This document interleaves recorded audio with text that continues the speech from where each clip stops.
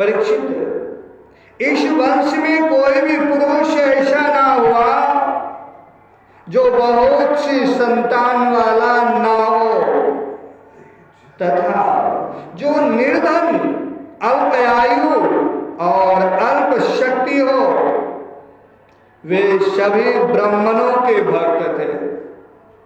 परीक्षित, यदुवंश में ऐसे ऐसे यशस्वी और पराक्रमी पुरुष हुए हैं जिनकी गिनती भी हजारों वर्षों में पूरी नहीं हो सकती। मैंने ऐसा सुना है कि यदुवंश के बालकों को शिक्षा देने के लिए 3,88,00,000 आचार्य थे।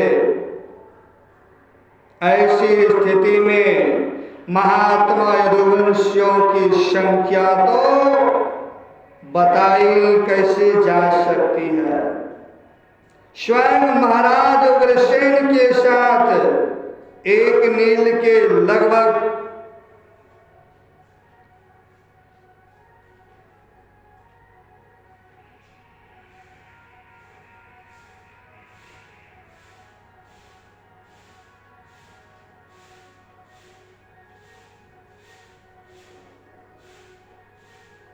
एक करोड़ के लगभग सैनिक रहते थे। परीक्षित, प्राचीन काल में देवासुर संग्राम के समय बहुत से भयंकर असुर मारे गए थे। वे ही मनुष्यों में उत्पन्न हुए और बड़े घमंड से जनता को सताने लगे। उनका दमन करने के लिए भगवान की आज्ञा से देवताओं ने ही यदुवंश में अवतार लिया था। परीक्षित, उनके कुलों की संख्या 101 थी। वे सब भगवान श्री कृष्ण को ही अपना स्वामी एवं आदर्श मानते थे। जो यदुवंशी उनके अनुयायी थे, उनकी सब प्रकार से उन्नति हुई।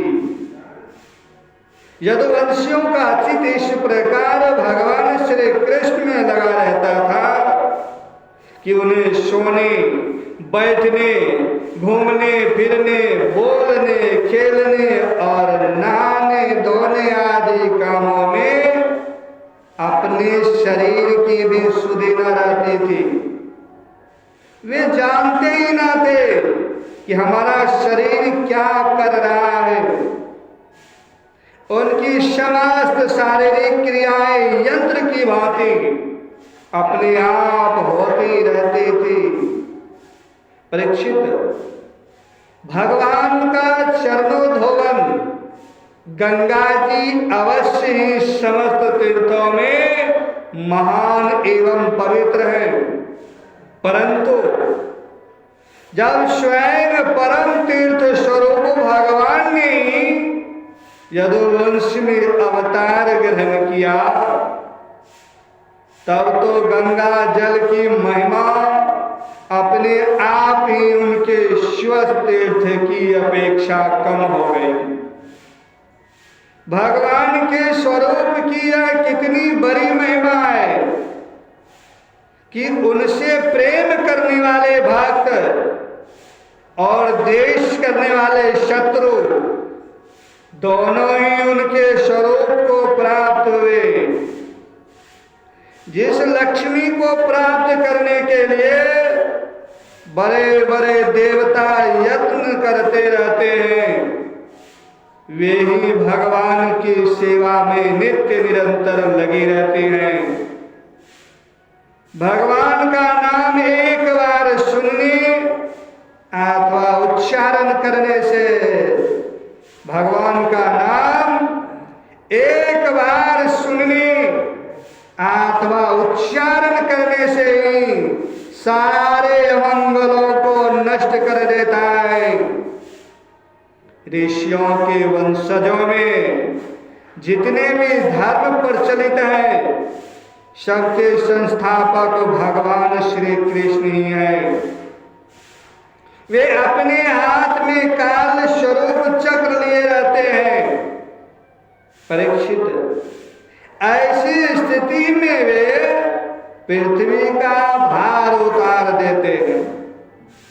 यह कौन बड़ी बात है। भगवान श्री कृष्ण ही समस्त जीवों के आश्रय स्थान है। यद्यपि वे सदा सर्वदा सर्वत्र उपस्थित ही रहते हैं, फिर भी कहने के लिए उन्होंने देवकी जी के गर्भ से जन्म लिया है। यदुवंशी वीर पार्षदों के रूप में उनकी सेवा करते रहते हैं। उन्होंने अपने भुजबल से अधर्म का अंत कर दिया है।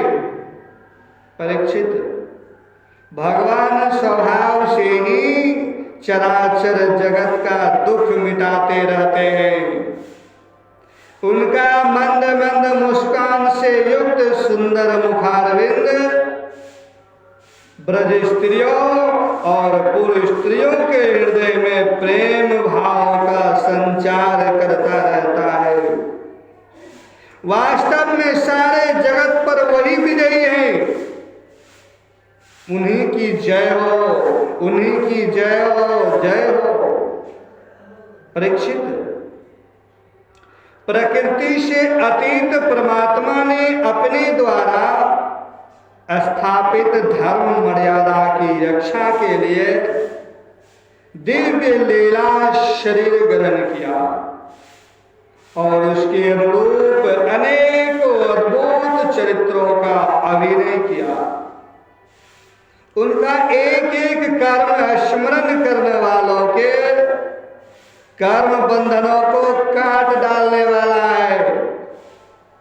जो यदुवंश शिरोमणि भगवान श्री कृष्ण के चरण कमलों की सेवा का अधिकार प्राप्त करना चाहे, उसे उनकी लीलाओं का ही श्रवण करना चाहिए।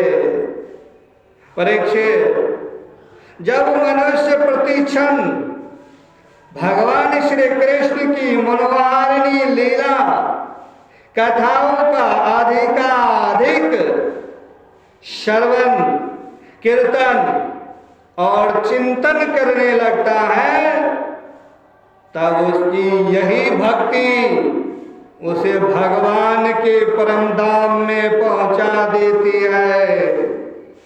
तब उसकी यही भक्ति उसे भगवान के परम धाम में पहुंचा देती है।